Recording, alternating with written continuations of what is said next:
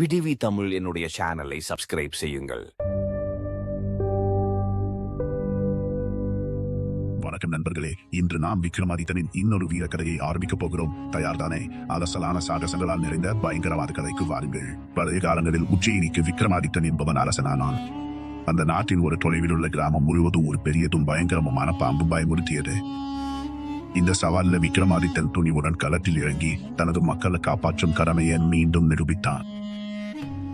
அரசின் தெற்கு பகுதியில் உள்ள ஒரு அடர்ந்த காடருகே பகுதியில் உள்ள கிராமத்துல ஒரு நாள் பொய்க்கதைக்கும் போலாது திடீரென ஒரு மாபெரும் பாம்பு தாக்குதல் நடக்க தொடங்கியது. அந்த பாம்பு இப்படிமும் பெரியதாக இருந்தது. அது மொத்த கிராமமே அச்சம் மற்றும் பதற்றத்துல மூழ்க வைக்க காரணமாகிவிட்டது. அந்த மாபெரும் பாம்பு அடிக்கடி காடிலிருந்து வெளியில் வருகின்றது. மாடு பிராணிகளை முழுக்கில் அனகத்திலும் சில நேரங்களில் மனிதர்களையும் தாக்கி பயமுறுத்தும். கிராம மக்கள் பகலிலும் இரவிலும் அச்சத்தின் நிழலில் வாழ்ந்தனர்.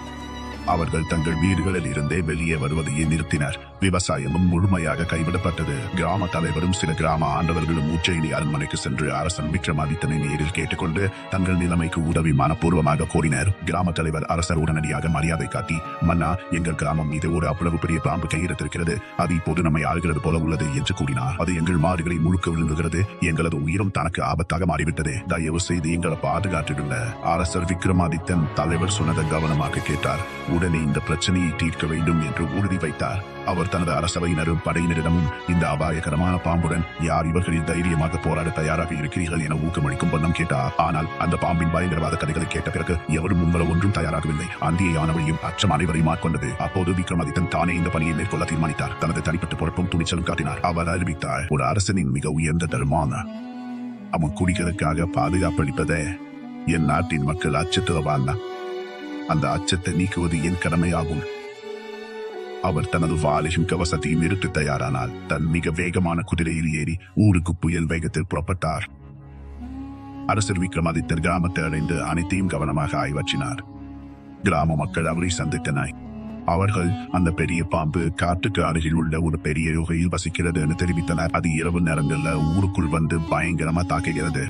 விக்ரமாதித்தர் கிராம மக்களை தேற்றிவிட்டு, அஞ்ச வேண்டா, இந்த அச்சத்துக்கு நான் முற்றுப்புள்ளி வைக்கப் போகிறேன் என்று உறுதியுடன் சொன்னார். இந்த பாம்பு இனிமேல் உங்களுக்கு தீங்கு செய்ய முடியாது என்று அவர் உறுதியுடன் தெரிவித்தார். அடுத்த நாள் விக்ரமாதித்தர் தனியாகவே காட்டுக்குள் செல்ல தீர்மானித்தார். அவரது தனிப்பட்ட துணிச்சலும் நிறைவேற்றும் மனப்பாங்கும் வெளிப்பட்டது. தன் வாழும் கவசத்தும் கொண்டே அவர் அந்த குகை நோக்கி துணிச்சலாக புறப்பட்டார். அந்த காடு மிகவும் அறந்ததும் இருந்ததும் பயமுறுத்தும் நிலையில் இருந்தது. அங்கிருந்த அமைதியும் விசித்திரமான ஓசைகளும் அந்த இடத்தின் பயத்தினையும் காரணமில்லாத அச்சத்தையும் ஆதிக்கப்படுத்தின. அவர் குகை கருகே சென்ற போது எல்லா இடத்திலும் எலும்புகள் சிதறி கிடந்தன என்பதை கண்டு கொடூரமான அச்சம் அவரை சூழ்ந்தது. குகையில் இருந்து ஒரு பயமுறுத்தும் கீச்சும் பிசுபிசுக்கும் ஒலி கேட்டது. அந்த ஆரிய பாம்பு உள்ளேயே இருக்கிறது என்பது தெளிவாகவும் அச்சமாகவும் தெரிந்தது. அரசர் அந்த மலை குகைக்குள் நுழைந்ததும் ஒரு பெரும் பாம்பு அவரை நேராக கடுமையாக நோட்டமிட்டு பார்த்துக் கொண்டிருந்தது என்று அவரால் பார்க்க முடிந்தது.